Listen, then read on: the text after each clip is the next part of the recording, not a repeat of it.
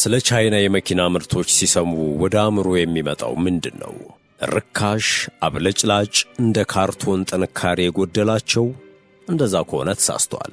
እርግጥ ነው በአፍሪካ ጎዳናዎች በስፋት የሚስተዋሉትና የቢዋይዲ ምርቶችን በተመለከተ ምዕራባውያን የቢዝነስ ሰዎች ዋጋቸው አነስተኛ በመሆኑ ነው በማለት ለማጣጣል ሲሞክሩ ይታያል። ነገር ግን በ2026 ቻይና ለገበያ ያቀረበቻቸውን የመኪና ብራንዶች እጃቸው ለማስገባት እየተረባረቡ ያሉት አፍሪካውያን ሳይሆኑ ምዕራባውያን ናቸው። ካናዳ ደግሞ በተለይ ትጠቀሳለች። ይህ ከፍተኛ ፍላጎት ያለምንም ምክንያት የመጣ አይደለም። እነዚህ የቻይና ምርቶች የጀርመኑን ቢኤምደብሊውን ጥንካሬ የሚያስንቁ፣ የጃፓን ምርቶችን ምቾት መሳቂያ የሚያደርጉ፣ እንደዚሁም የኮሪያዎችን ዘለግ ያለ ዕድሜ የሚያስከነዱ ምቾትን፣ ፍጥነትንና ዘና ያለ ስፋትን በአንድ የያዙ ኤስዩቪዎች ናቸው። I always thought Chinese cars were cheap, right? Like some plastic knockoff toy you'd find in the back of a dollar store. We spent years laughing at their weird designs and copy-paste styling. But today, the laughing has stopped.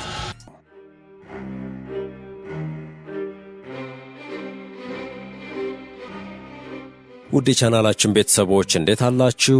በዚህ መሰናዷችን የመችሽ ቻይና የሚያስብሉ እጅን በአፍ የሚያስጭኑ አንዳንዶቹ በውሃ ላይ እንደ ጀልባ የሚንፈላሰሱ እነ ቴስላን፣ ቢኤምደብሊውንና ሬንጅ ሮቨርን ጊዜ ያለፈባቸው የሚያስመስሉ የቻይና ንጉሶች የተባሉትን ትንግርቶች ልናስቃኛችሁ ወደድን። እነኚህን የ2026 የቻይና ኤስዩቪ መኪኖች ሁሉንም መዘርዘር ባንችልም ለዛሬ መኪና ናቸው ብሎ ለማመን የሚከብዱትን 10ሩን ይዘንላችሁ ቀርበናል። እነኚህ ከ10 እስከ 1 በደረጃ የተዘረዘሩ እጅግ ቅንጡ መኪኖች ደረጃ መስጠት ግድ ስለሚል እንጂ 10ሩም በተናጠል የህልም መሳይ ቅንጡ መኪኖች መሆናቸው የማያጠራጥር ነው። ቪዲዮ ላይክ እያላችሁ እስከ መጨረሻው አብራችሁ እንድትቆዩ እየጋበዝን ወደ አስገራሚው ዝርዝር አለፍን።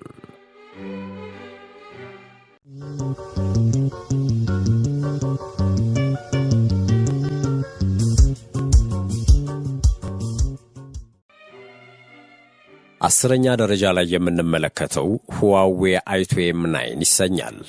ይህ መኪና ትንግርት ብቻ ሳይሆን ልብ ወለድ ቢጤም ነው። መኪናው የፊት መብራት የለውም። ይልቁንም 100 ኢንች ስፋት ያለው ፕሮጀክተር የተገጠመለት ሲሆን በምሽት የሚዝናኑበትን አካባቢ ሙሉ በሙሉ ማብራት ብቻ ሳይሆን በፕሮጀክተር ፊልም መመልከትም ይችላሉ። የመኪናው የፊት ገጽታ ጽድት ብሎ የተሰራና በአውሮፕላን ዘዬ ዲዛይን የተደረገ በመሆኑ በአንድ ምቹ ገጠር አካባቢ ለማረፍ የወሰነ መንኮራኩር ይመስላል። ልዩ የሚያደርገው መገለጫው ግን ኤልኢዲ መብራቶቹ ናቸው። እነኚህ ስክሪኑን በብርሃን የሚያስውቡ ኤልኢዲ መብራቶችን በሪሞት መቆጣጠር መቻሉ ብቻ ሳይሆን ሲግናል እየተቀበሉ የመንገዶችን አቅጣጫ መታጠፊያ ምልክቶችን ወደ ሹፌሩ ዳሽቦርድ የሚያቀብሉ ሲሆን ፊልም ማጫወትም ይችላሉ። የመኪናው ጎንን ሲመለከቱት ሽንጣምና ግዙፍ ነው። ርዝመቱ 5.2 ሜትርና ከመርሴዴስ ጂኤልኤስ የሚበልጥ ነው። መኪናውን ሲጠጉት የበሮቹ እጀታ ወደ ውስጥ ተስፈንጥሮ ይቀበሉታል። 22 ኢንች ጎማዎቹ የሚንቀሳቀስ የጎራዴ ስለት ይመስላሉ። የመኪናው የኋለኛ ክፍልም የዚያኑ ያህል የተራቀቀ ነው። ከኋላ ያሉት መብራቶች እየተከተለ ላለው መኪና በፍሬቻ ብቻ ሳይሆን የጽሑፍ መልእክት ወይም ኢሞጂ በማሳየት መግባባት ያስችላሉ።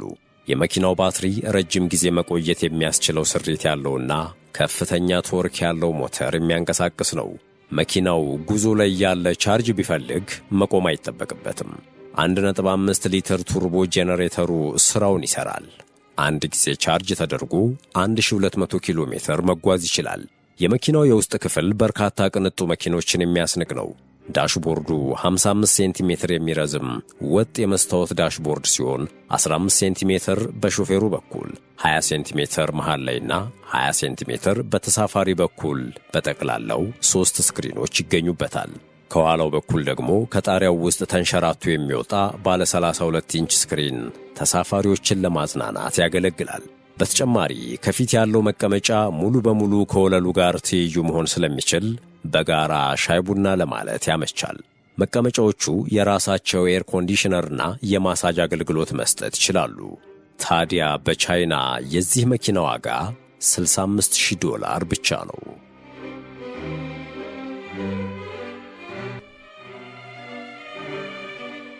9ኛ ላይ የተቀመጠው መኪና ዘጎስት የሚል ቅጥያ ተሰጥቶታል።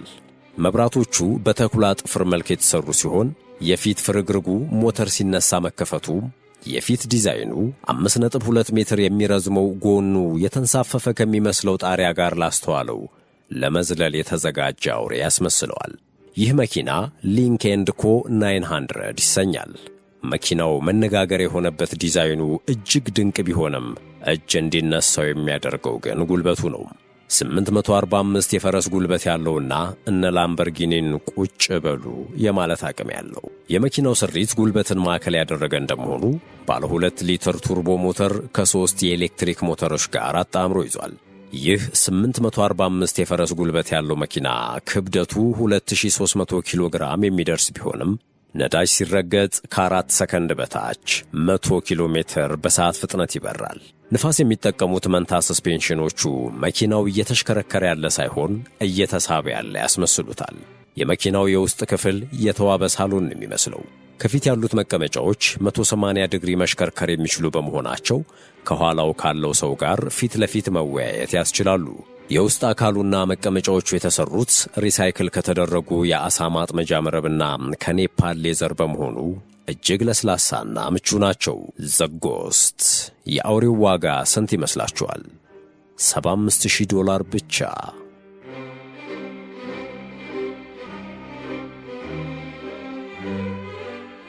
8ኛ ደረጃ ላይ ወደምንመለከተው አለፍን። ኒዮ E58። ይህን መኪና የያዘ ሰው ቻርጅ ለማድረግ ስለሚወስደው ጊዜ አይጨነቅም። ለ3 ደቂቃ ብቻ ተሰክቶ 100% ቻርጅ ያደርጋል።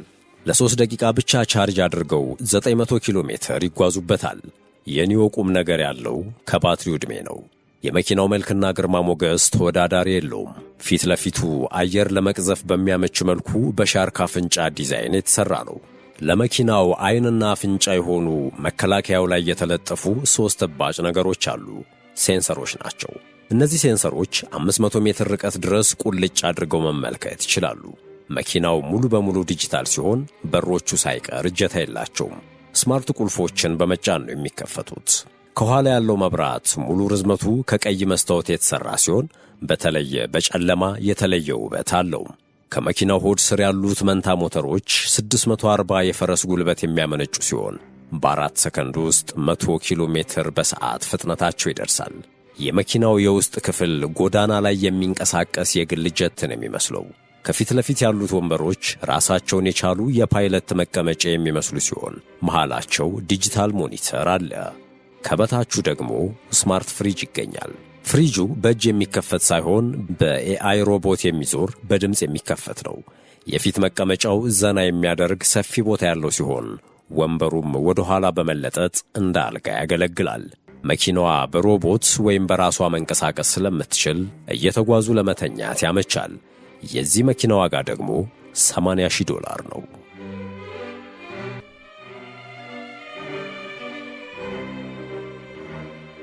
ዚክር 7X በ7ኛ ደረጃ የምንመለከተው መኪና። ዚክር 7X በመጠን አነስ ያለ ግን ከፍተኛ ፍጥነት ያለው ነው። ወደ ሙሉ ፍጥነት ለመግባት የሚወስድበት ጊዜም ሆነ ባትሪውን ቻርጅ ለማድረግ ፍጥነቱ የተለየ ነው። መኪናውን ሲመለከቱ መጀመሪያ ትኩረትን የሚስበው ፊቱ ነው። በፊቱ ላይ እንደ ሳይንስ ልብ ወለድ ፊልም አይነት መብራቶች ይታያሉ። መጋጫውን ጨምሮ በ90 ኢንች ሰሌዳ ላይ የተደረደሩት 1700 ኤልኢዲ መብራቶች እንደተፈለገው ፕሮግራም የሚደረጉና የሚስተካከሉ ናቸው። ይህንን ግዙፍ ስክሪን በመጠቀም ከውስጥ ያለ ሰው የፈቀደውን መልእክት በመጻፍ ውጪ ካለው ሰው ጋር መግባባት ይችላል። ከጎን በኩል በመስኮት ፈንታ ሙሉ በሙሉ ከብረቱ ጋር የተዋሃደ መስታወት ቦታውን ይዞ የሚገኝ በመሆኑ ለመኪናው ልዩ ውበት አጎናጽፎታል።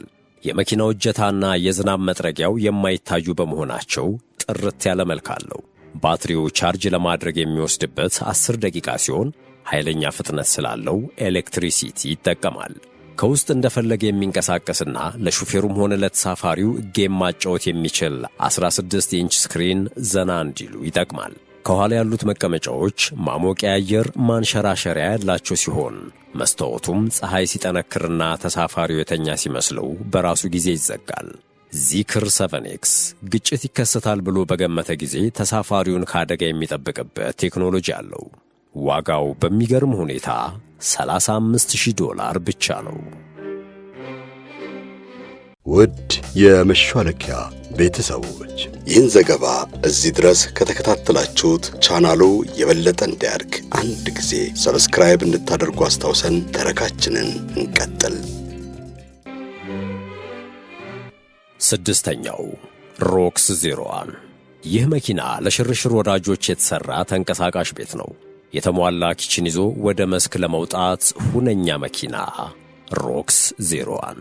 የመኪናው የኋለኛው በር ሙሉ በሙሉ ሲከፈት የመኪናው አካል የሆነው የመስክ ኪችን ይገለጣል።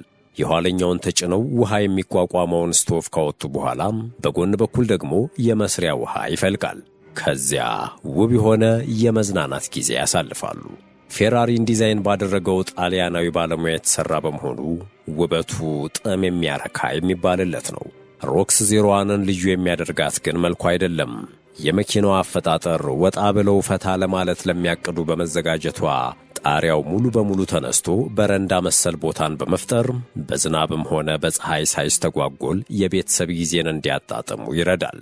የመኪናው ባትሪ አንዴ ከተሞላ በኋላ ያለማቋረጥ 1330 ኪሎ ሜትር ርቀት መጓዝ የሚችል ከመሆኑ በተጨማሪ ባለ 1.5 ሊትር ጄኔሬተሩም ባትሪውን ቻርጅ ለማድረግ በተጠንቀቅ ከሚጠብቁት ትጥቆቿ ውስጥ ይገኛል። የመኪናው ዋጋ ደግሞ $48,000 ነው።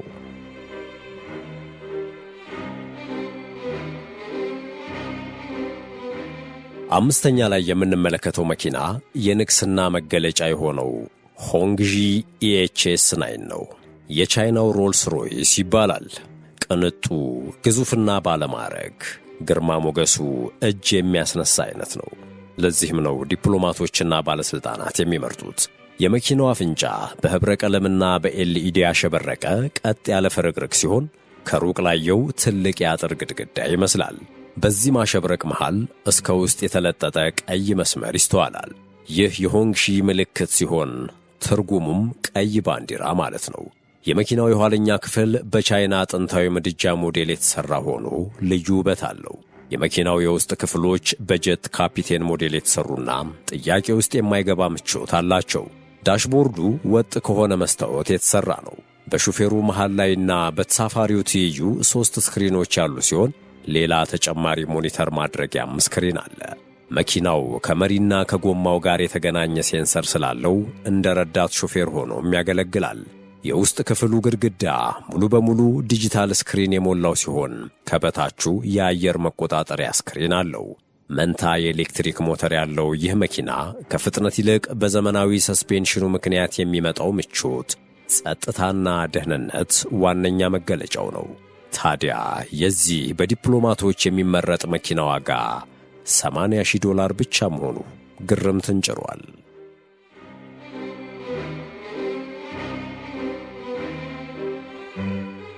ወደ ምናባዊው ዓለም መግቢያ የሚሆነን መኪና 4ኛ ደረጃ ላይ ያለው ነው። መኪናው አቫተር 11 በመባል የሚታወቅ ሲሆን በ3 ካምፓኒዎች የተመረተ ነው። የማምረቱን ሥራ ቻንግሃን፣ ባትሪውን ሲኤቲል የተባለው ካምፓኒ፣ እንደዚሁም የቴክኖሎጂውን ሥራ ሁዋዌ ሰርተው ነው እውን ያደረጉት። መኪናው በእንቁላል ቅርጽ የተሠራና በኤልኢዲ ዲስፕሌይ የተሞላ መልእክት መለዋወጥ የሚያስችለው አካሉ ልዩ የሚያደርጉት ሲሆን ሁለ ነገሩ ከትውልዱ የቀደመ ከ2050 የመጣ የሚመስል ነው። አንዳች ጠርዝ የሌለው አካሉ የአፕል ምርቶችን ይመስላል። የመኪናው መስኮቶች ትንንሽ በመሆናቸው ለእይታ ጥቅም ላይ የሚውሉት ዲጂታል ካሜራዎቹና ሴንሰሮቹ ናቸው። መኪናው ፈጣን፣ ውጤታማና ኃይል ቆጣቢ ሲሆን ዋነኛ መገለጫው ግን የደህንነት ቴክኖሎጂው ነው።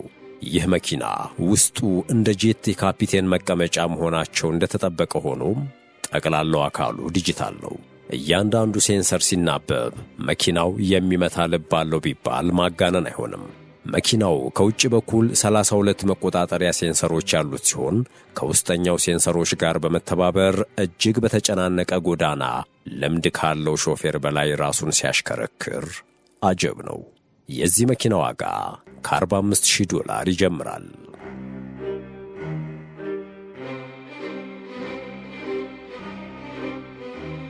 ውድ የቻናላችን ቤተሰቦች ባለ ሶስተኛውን ደረጃ መኪና ስንመለከት ከተለመደው የተሽከርካሪዎች ዓለም እየወጣን መሆኑን ልብ እንበል። በሶስተኛ ደረጃ ላይ የተቀመጠው መኪና እስካሁን ሌላ የኤሌክትሪክ መኪና አድርጎት የማያውቀውን ያደርጋል። በጉዞ ላይ የታቆረ ወይንም የተከማቸው ውሃ በሚገጥመው ጊዜ የነፍስ አድን ጀልባ ይሆናል። ይህ መኪና BYD ያንግዋንግ U8L ይባላል። ጣሪያው ተከፍቶ ለተለያየ አገልግሎት የሚውል ድሮን ሲዞር ይታያል።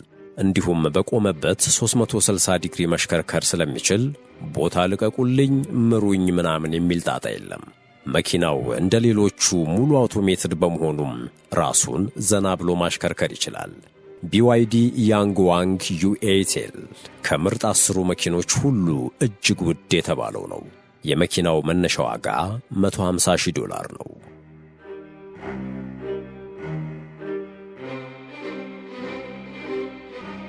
በሁለተኛ ደረጃ የምናገኘው ዚክር 9X የተሰኘውን ነው። ይህ ለዚክር 7X አባትየው ነው ተብሎ ሊቆጠር ይችላል።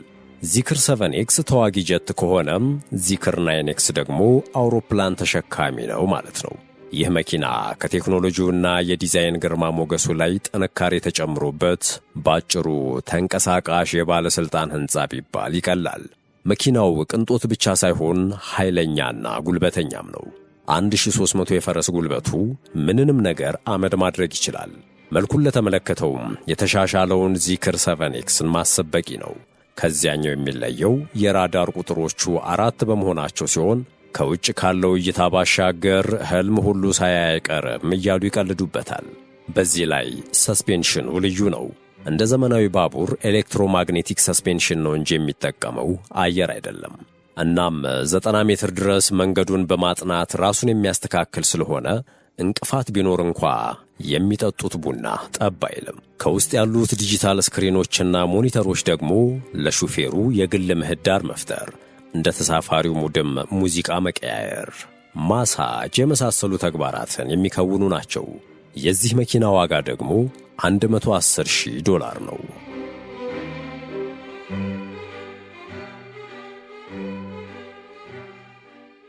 እንዲህ እያልን አንደኛው ላይ ደረስን። የ2026 ንጉሥ የምቾት የብቃትና የቴክኖሎጂ ድምር ውጤት ወደ ሆነው SUV መጥተናል። ለመሆኑ ይህ መኪና ለምን በአንደኛ ደረጃ ተቀመጠ ካላችሁ፣ ምክንያቱ የኤሌክትሪክ መኪናን የረጅም ጊዜ ችግር የሆነውን ጉዳይ ስለፈታ ነው። የባትሪ ዕድሜ ስጋትን። መኪናው ቮያ ታይሻን 9L ይባላል።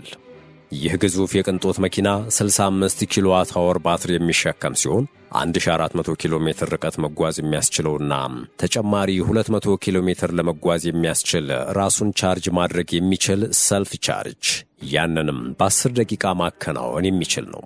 ከጎን እንከን የማይወጣበት ኅብረ ቀለም ያለው ሽንጡ 5 ሜትር ከ23 ሴንቲሜትር የሚረዝም ሲሆን ይህ ጎደሉ የሚባል ነገር የለውም። ምንም እንኳን እንደነዚህ ከርና ያንግዋንግ የቴክኖሎጂ ግብዓቱ ባይራቀቅም የደህንነት ሴንሰሮቹም ሆኑ ሌሎቹ የደህንነት ዲጂታል አካላቱ አስተማማኝ ናቸው።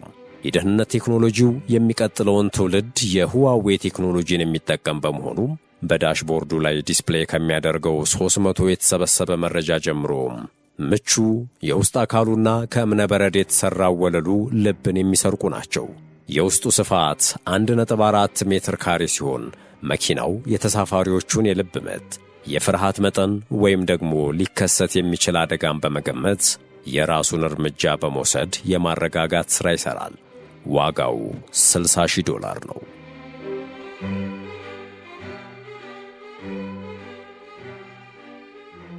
የቻይና መኪኖች ዓለምን እያስገረሙ ያሉት በዚህ መልኩ ነው። ለመሆኑ እናንተ የቻናላችን ቤተሰቦች ከነዚህ 10 ትንግርቶች ውስጥ ምርጫችሁ የትኛው ነው? አስተያየታችሁን ኮመንት ላይ አስቀምጡልን። ቪዲዮውን ከወደዳችሁት ላይክ ማድረጋችሁንና ለሌሎችም እንዲደርስ ሼር ማድረጋችሁን አትርሱ። እንዲሁም ቻናሉን ሰብስክራይብ በማድረግ አዳዲስ ተረኮችን ስንለቅ በቅድሚያ እንዲደርሷችሁ ማድረግ እንደምትችሉ በማስታወስ ተሰናበትን። ሰናይ ጊዜ በያላችሁበት።